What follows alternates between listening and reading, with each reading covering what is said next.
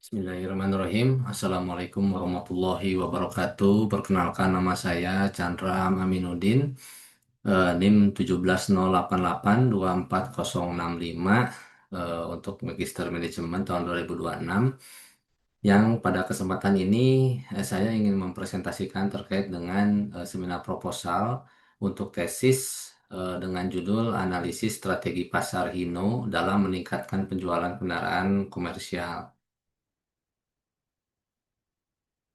Yang pertama adalah bab satu pendahuluan, di mana pada bab satu pendahuluan ini saya akan membahas terkait dengan eh, latar belakang, di mana untuk latar belakang itu adalah pertama bahwa industri otomotif ini merupakan salah satu sektor strategis dalam perekonomian Indonesia karena berkontribusi besar terhadap produk domestik bruto atau PDB manufaktur. Nah, penyerapan tenaga kerja serta penguatan rantai pasok industri nasional.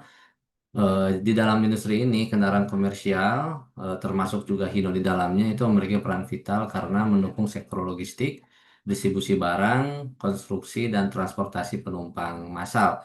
Dengan demikian, dinamika pasar kendaraan komersial ini sangat berkaitan dengan aktivitas ekonomi nasional. Namun demikian, perkembangan pasar otomotif Indonesia dalam satu dekade terakhir menunjukkan fluktuasi yang dipengaruhi oleh kondisi ekonomi makro.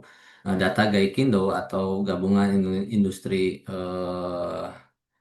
Indonesia tahun 2025, 2015 sampai dengan tahun 2025 ini menunjukkan bahwa penjualan kendaraan nasional ini mengalami beberapa fase penting yang puncaknya terjadi pada tahun 2018 di mana penjualan kendaraan mencapai 1,15 juta unit. Namun setelah pandemi COVID-19 menurun menjadi 803 ribu unit di tahun 2025.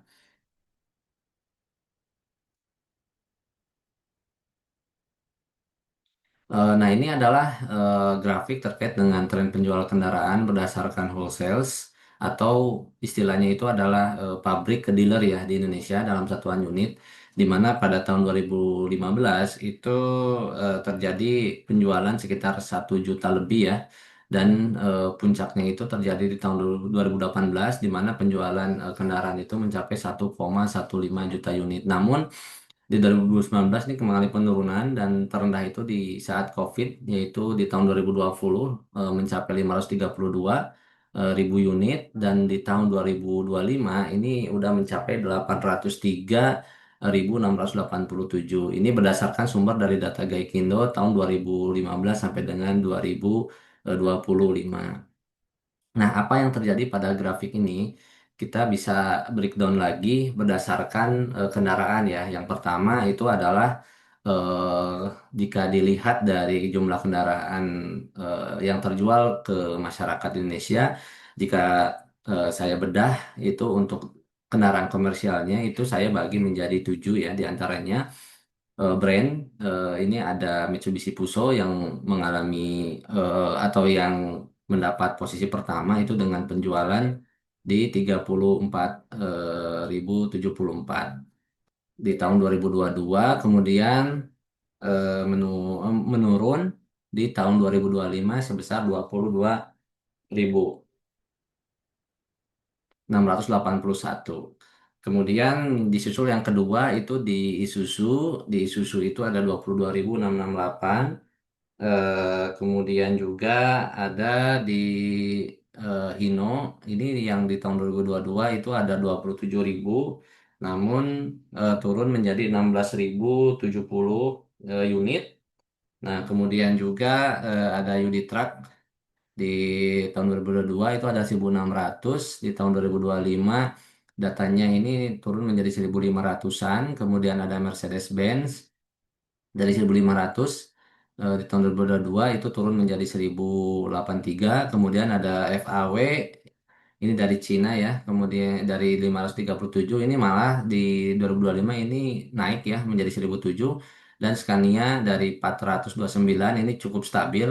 Stang Scania dari Eropa itu di 453. Nah, apa sih yang menjadi latar belakang penurunan unit? penjualan untuk kendaraan komersial itu. Yang pertama itu adalah penurunan pangsa pasar kendaraan komersial. Jadi total penjualan truk domestik di Janov 2025 itu mencapai 265.000 unit.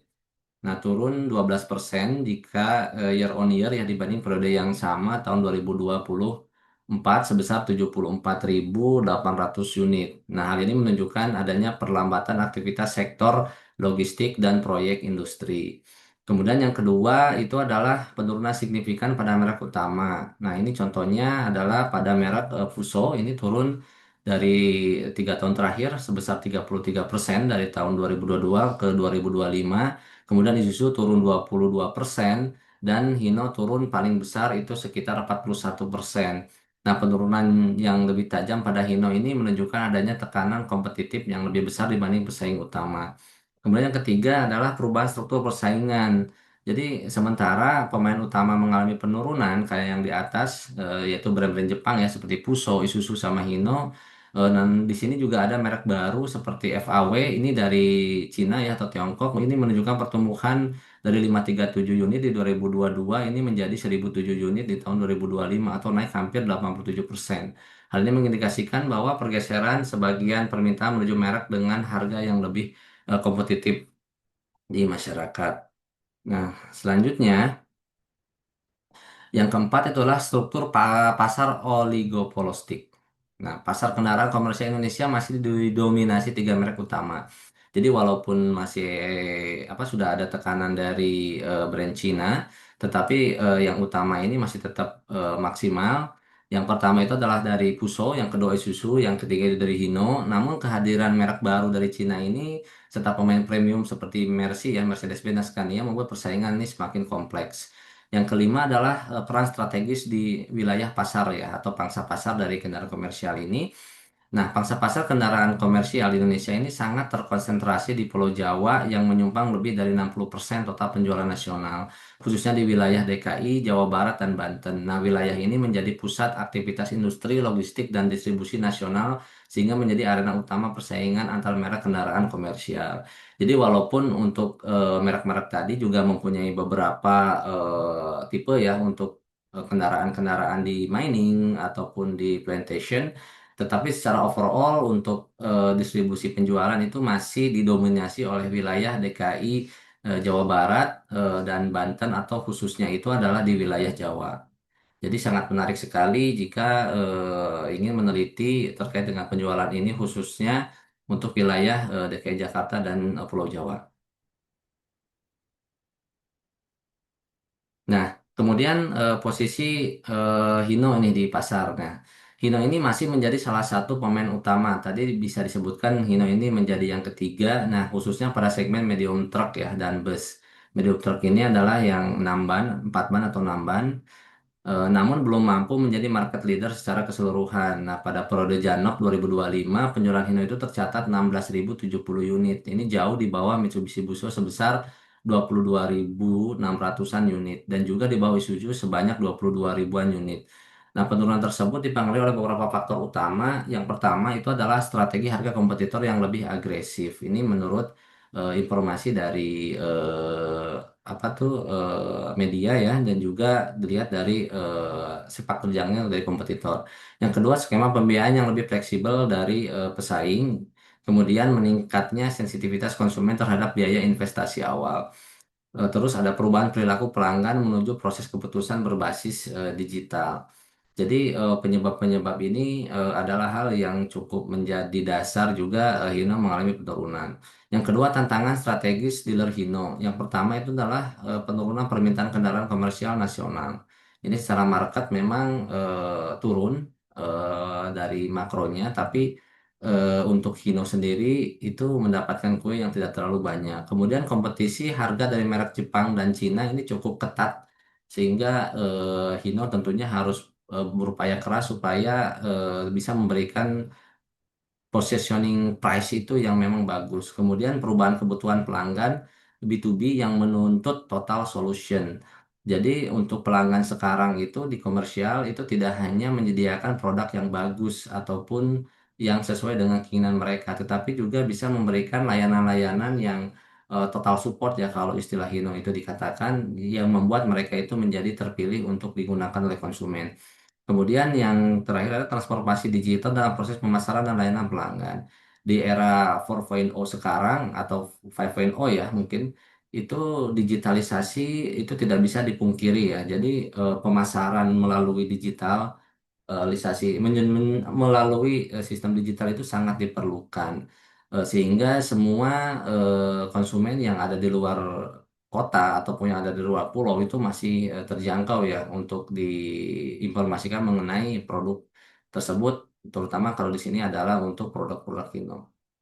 Nah, kondisi tersebut menunjukkan bahwa keberhasilan penjualan kendaraan komersial tidak hanya bergantung pada kualitas produk, tetapi juga pada efektivitas strategi pasar dealer, termasuk integrasi pemasaran konvensional dan digital, layanan purna jual, serta hubungan jangka panjang dengan pelanggan bisnis.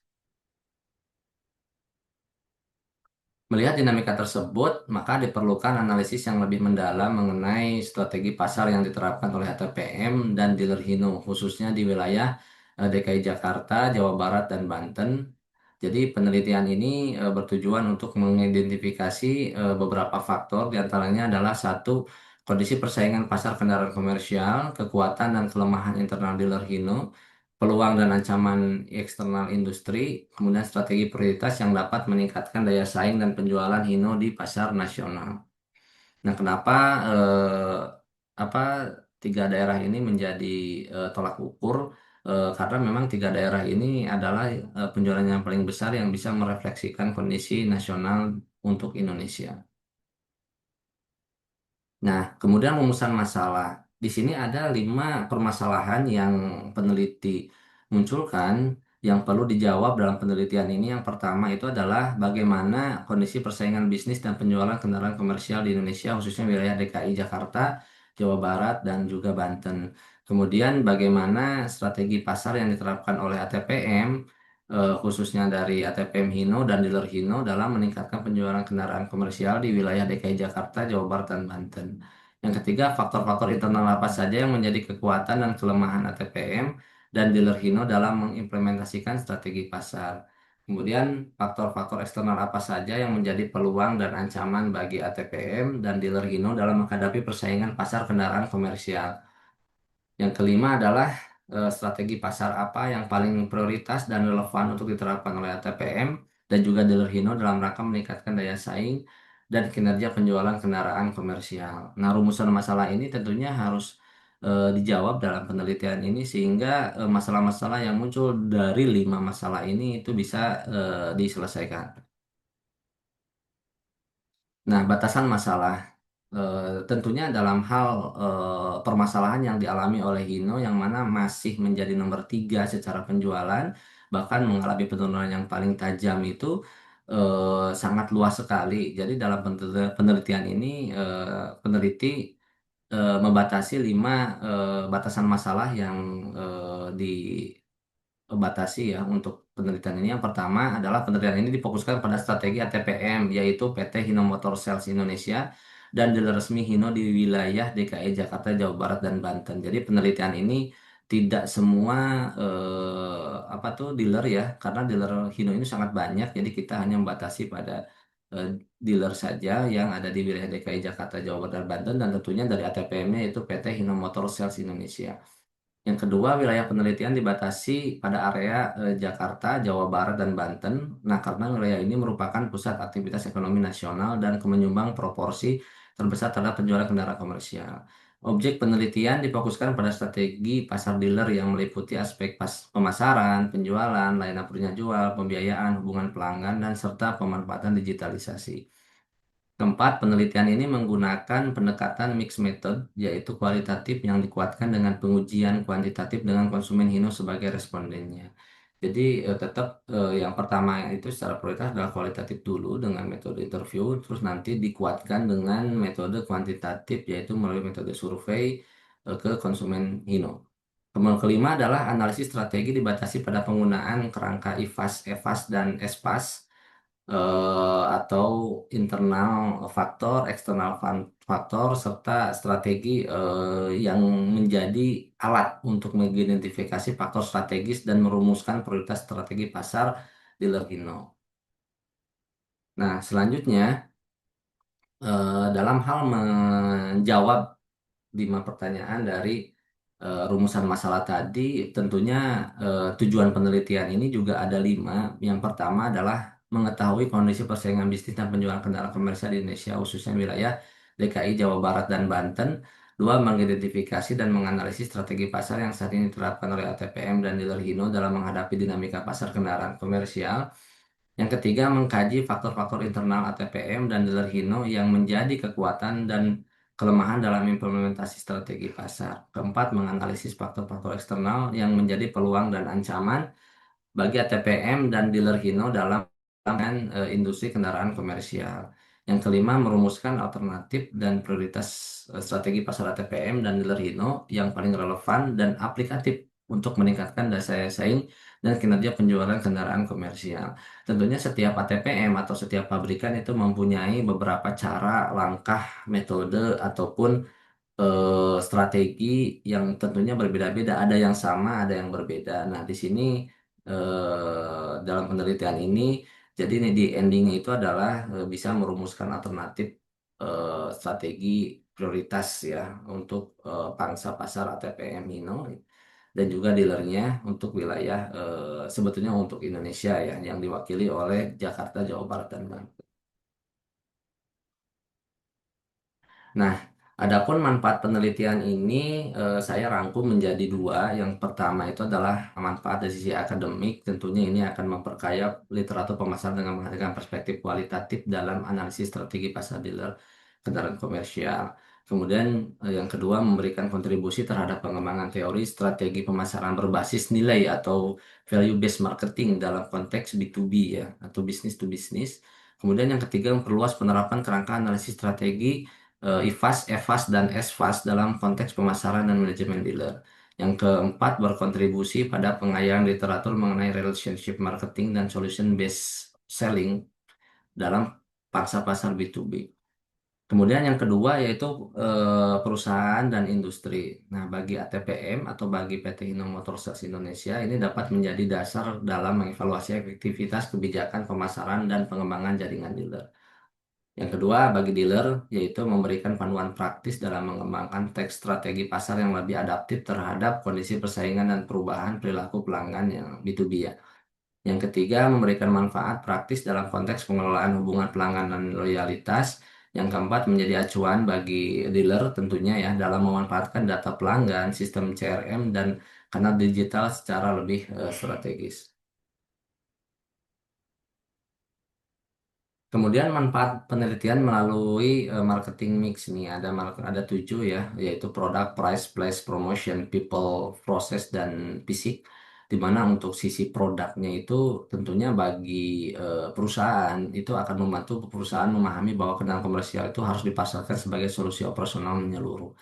Kemudian price ini juga menjadi dasar bagi dealer dan ATPM dalam merancang strategi harga yang lebih fleksibel dan adaptif. Yang ketiga, Place ini memberikan masukan praktis mengenai optimalisasi jaringan dealer dan bengkel sebagai pusat layanan terpadu.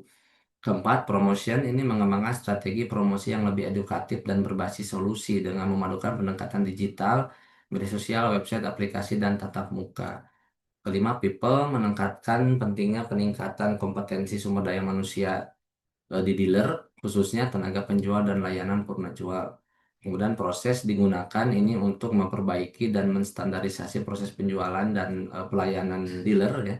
Kemudian yang ketujuh dari sisi fisik memberikan dasar ke dealer untuk meningkatkan kualitas bukti fisik seperti fasilitas dealernya yaitu showroom, bengkel, suku cadang serta tampilan digital yang profesional. Kemudian kita masuk yang kedua yaitu landasan teori. Nah, ini adalah kerangka berpikir untuk penelitian saya ini, di mana ada beberapa analisis yang dilakukan berdasarkan dari buku Bu Popi Rufaidah ya, di mana dalam hal analisis strategi ini berasal dari analisis lingkungan bisnis. Yang pertama itu adalah lingkungan internal atau internal faktor. eh, Yang pertama itu adalah value chain atau value chain analysis VCA, kemudian ada TIROCA yaitu teknologi, inovasi, resources, organizational capability dan advantage. Kemudian ada FBA atau functional business ability, ada MVO HR ya yaitu marketing, finance, operational dan human resourcing. Kemudian yang kedua dari analisis bisnis lingkungan itu ada EVAS atau analisis lingkungan eksternal, itu melingkupi satu analisis lingkungan makro terkait dengan metode PESTEL ya, politik, ekonomi, sosial, budaya, teknologi dan lingkungan. Kemudian yang kedua itu adalah analisis lingkungan mikro, yaitu terkait dengan consumer analysis, competitor analysis, dan supply analysis. Dari kedua apa analisis bisnis lingkungan ini itu akan diformulasikan dalam metode SFAS atau strategi yang paling relevan dengan mengidentifikasi beberapa faktor dan antaranya itu adalah strategi korporasi, kemudian strategi bisnis dan strategi fungsional. Nah, untuk mengukurnya itu melalui tiga alat ukur yaitu BCG Matrix, GE Matrix, dan TOS Matrix sehingga dari Espas ini akan menjadikan satu strategi terpilih yang akan digunakan atau yang menjadi prioritas yang nantinya itu akan diimplementasikan. Dalam hal implementasi ini tentunya itu akan divalidasi melalui strategi validasi yaitu organisasi pelaksana seperti program, people, prosedur ataupun budget dalam perusahaan. Dan juga nantinya akan implementasi ini pun bisa diukur melalui kuantitatif terhadap strategi terpilih dengan menggunakan PLS ya, secara alat ukurnya dan pengukuran kualitatif terhadap strategi terpilih. Kemudian jika memang sudah oke semuanya, maka strategi yang sudah disarankan itu akan menjadi strategi yang sudah tervalidasi. Nah, analisis kinerja dan postur strategik. Jadi, analisis lingkungan ini merupakan tahap awal dalam proses manajemen strategis karena membantu organisasi memahami peluang, ancaman, kekuatan, dan kelemahan yang mempengaruhi kinerja perusahaan. Purwanti Julianto dan Talib di tahun 2023 menjelaskan bahwa lingkungan eksternal memiliki pengaruh signifikan terhadap perencanaan dan implementasi strategi bisnis. Nah, pada industri kendaraan komersial, faktor eksternal seperti regulasi emisi, kondisi ekonomi, serta perkembangan teknologi digital sangat mempengaruhi strategi pemasaran dan distribusi perusahaan. Abdullah dan Rusli tahun 2025 menyatakan bahwa strategi yang mempertimbangkan faktor lingkungan akan meningkatkan kinerja keuangan dan menciptakan keunggulan kompetitif berkelanjutan. Jadi dalam hal PT Hino Motors Indonesia, persaingan industri sangat dipengaruhi oleh pemain utama seperti Mitsubishi Fuso, Isuzu, UD Truck, serta produsen kendaraan komersial dari Tiongkok. Nah, persaingan ini secara keseluruhan itu akan mempengaruhi dari kinerja perusahaan. Kemudian saya ingin menjelaskan juga mengenai profil singkat dari ATPM Hino yang menjadi objek penelitian dalam penelitian saya ini. Yang pertama itu adalah produk ya. Jadi PT Hino Motor Sales Indonesia ini memasarkan kendaraan komersial meliputi truk ringan Hino 300 atau light truck, truk sedang Hino 500 medium, truk berat Hino 700 heavy duty dan bus. Selain kendaraan, HMC juga menyediakan layanan purna jual seperti after service dan suku cadang asli Hino, Hino Juni 4 sebagai bagian dari strategi mereka yaitu Total Support Hino. Kemudian pasar dan jangkauan HMSI ini memiliki cakupan nasional dengan jaringan lebih dari 180 dealer resmi di seluruh Indonesia termasuk fasilitas 3S atau sales service spare part. Pasar utama mencakup industri logistik, pertambangan konstruksi, perkebunan, dan transportasi umum. Kemudian struktur kepemilikan HMSI ini merupakan perusahaan joint venture antara Hino Motors Limited Jepang sebesar 40%, kemudian PT Indomobil Sukses Internasional Tbk 40%, dan Sumitomo Corporation Jepang sebanyak 20%. Berdiri sejak 2023 sebagai ATPM resmi kendaraan Hino di Indonesia.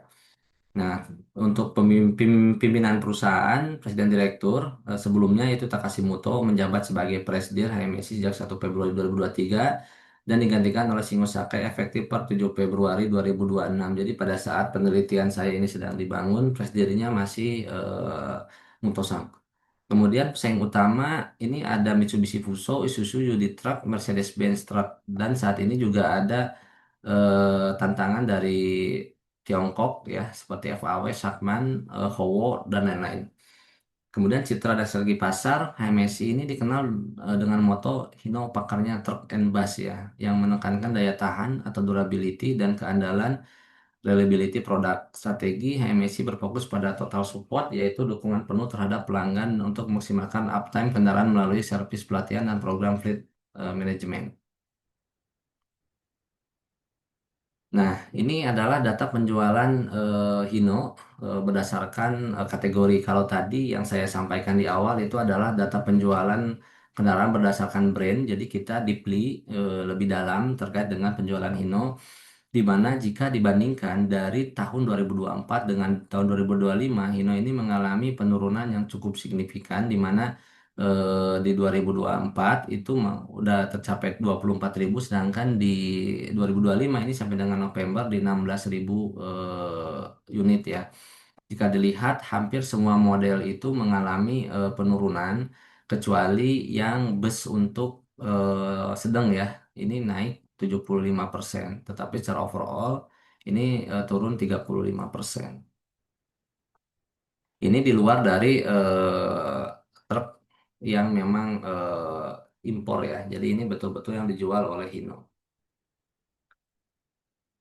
Nah, kemudian analisis lingkungan internal. Nah, analisis lingkungan internal ini bertujuan untuk mengevaluasi sumber daya dan kapabilitas organisasi yang mempengaruhi strategi perusahaan. Pierce dan Robinson tahun 2011 menyatakan bahwa analisis internal mencakup evaluasi sumber daya, struktur organisasi, proses bisnis, budaya organisasi, serta kompetensi inti perusahaan. Pendekatan yang digunakan dalam analisis internal ini antara lain yaitu Resource Based View ya atau RBP. RBP menekankan bahwa keunggulan kompetitif berasal dari sumber daya yang memiliki karakteristik valuable, reliable, inevitable, dan organized atau disingkat VRIO. Ini berdasarkan Barney tahun 2020. Kemudian Value Chain Analysis. Menurut Porter, value chain analysis memetakan aktivitas perusahaan untuk mengidentifikasi sumber penciptaan nilai dan peluang peningkatan efisiensi operasional.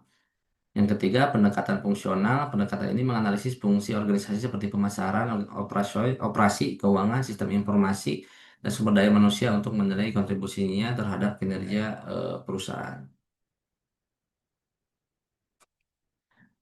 Kemudian, analisis fungsi bisnis. Analisis fungsi bisnis bertujuan mengevaluasi peran setiap organisasi dalam mendukung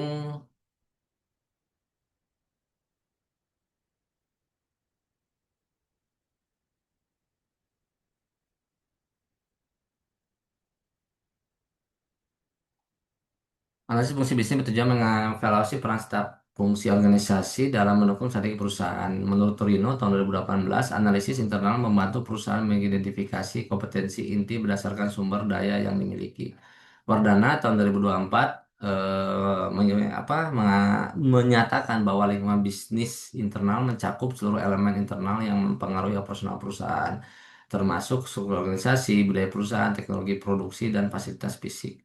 Fungsi bisnis yang dianalisis meliputi fungsi pemasaran, fungsi operasional, sistem informasi manajemen, sumber daya manusia, dan juga keuangan. Integrasi antar fungsi bisnis menjadi kunci keberhasilan implementasi strategi pemasaran dan peningkatan kinerja organisasi. Kemudian selanjutnya internal faktor analisis ataupun IFAS. IFAS itu merupakan alat analisis strategis yang digunakan untuk mengevaluasi faktor internal perusahaan. David and David tahun 2020 menyatakan bahwa IFAS membantu organisasi mengidentifikasi kekuatan dan kelemahan melalui proses pembobotan dan penilaian faktor internal. Langkah utama dalam penyusunan IFAS meliputi identifikasi faktor internal, penetapan bobot kepentingan, pemberian rating terhadap kinerja perusahaan, perhitungan skor tertimbang, yang hasil dari skor IPAS ini menunjukkan seberapa kuat posisi internal perusahaan dalam mendukung strategi bisnis. Value chain analysis. Nah, konsep value chain diperkenalkan oleh Porter untuk mengidentifikasi aktivitas yang menciptakan nilai bagi pelanggan. Porter dan Appleman tahun 2014 menjelaskan bahwa rantai nilai terdiri dari dua kategori aktivitas, Yang pertama adalah primary activities, diantaranya inbound logistik, operation, outbound logistik, marketing and sales, dan services. Kemudian yang selanjutnya support activities, ini mencakup infrastruktur perusahaan, manajemen sumber daya manusia, pengembangan teknologi, dan pengadaannya. Analisis rantai nilai memungkinkan perusahaan memahami struktur biaya, pendorong nilai, serta peluang diferensiasi yang kompetitif. RBP yaitu Result Based View, ini kerangka yang menegaskan bahwa eh, kinerja unggul perusahaan pada dasarnya ditentukan oleh kepemilikan sumber daya yang bernilai valuable, langka, rare, sulit ditiru, indefinable, dan mampu diorganisasi atau memberikan nilai organisasi disingkat VRIO. Barney tahun 1991. RBP menekankan bahwa keunggulan bersaing yang berkelanjutan hanya dapat dihasilkan apabila perusahaan memiliki kombinasi sumber daya kapabilitas yang tidak mudah direplikasi oleh pesaing. Prinsip ini kemudian menjadi dasar bagi pengembangan berbagai model analisis internal, salah satunya TIROCA atau Tangible Resources, Intangible Resources, dan Organizational Capabilities Analysis.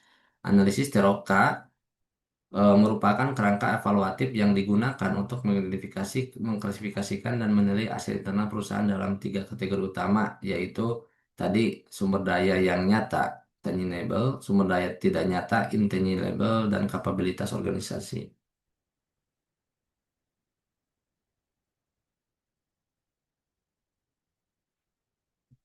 Analisis lingkungan eksternal terdiri dari faktor makro dan mikro yang mempengaruhi strategi perusahaan.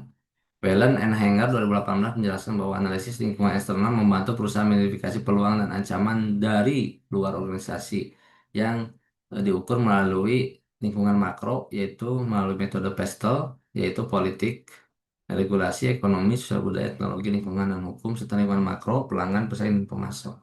Analisis ini membantu perusahaan memahami dinamika industri serta merumuskan strategi yang adaptif terhadap perubahan pasar, mohon maaf.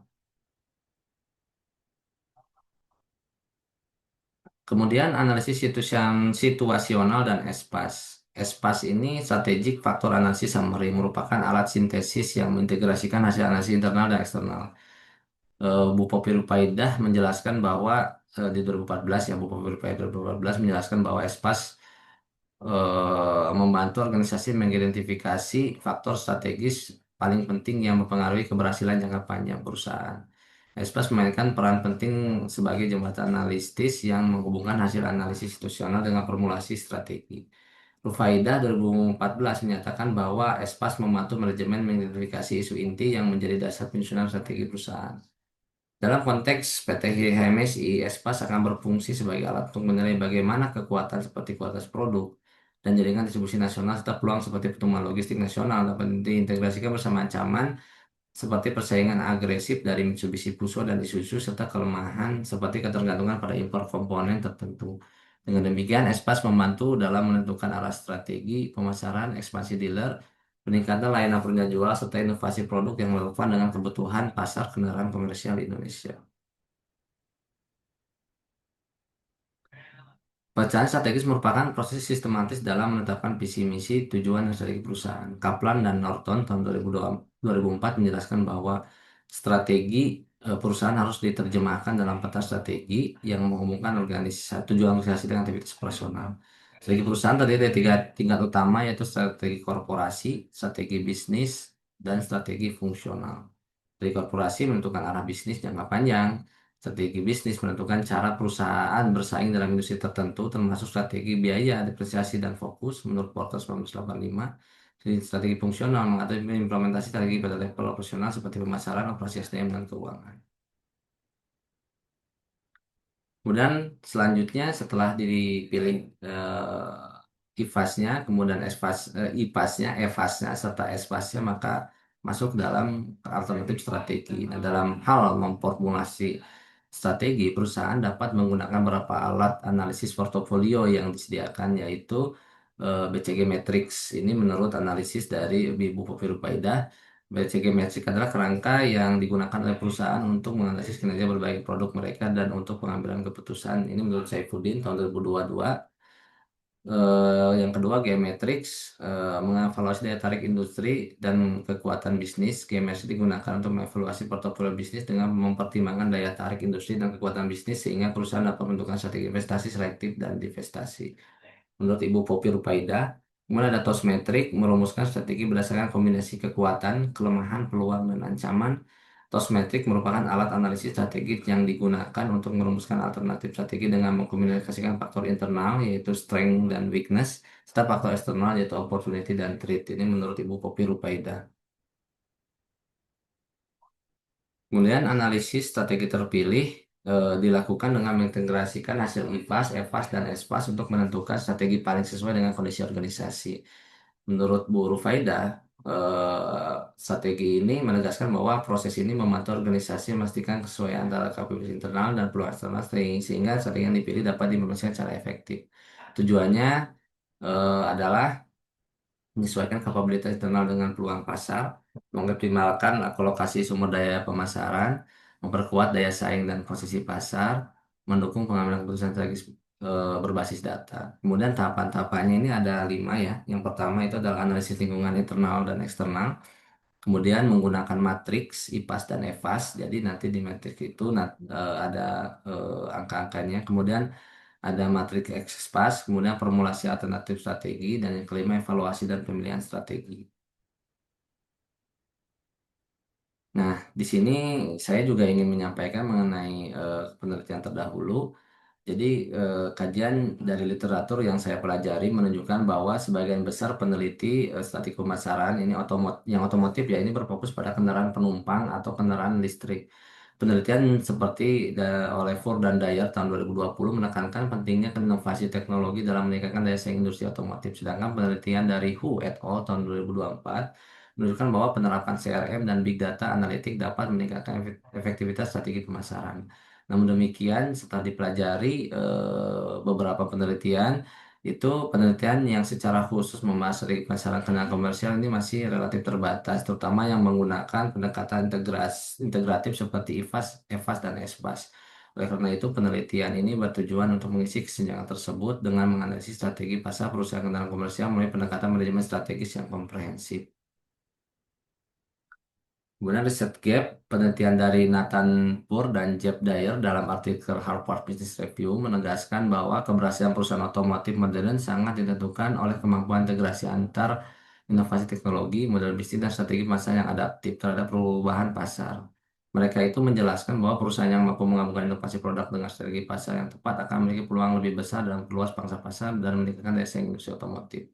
Philip Kotler dan Kevin Keller menunjukkan bahwa strategi pemasaran modern semakin bergeser dari pendekatan promosi tradisional menuju pendekatan basis data dan hubungan pelanggan jangka panjang.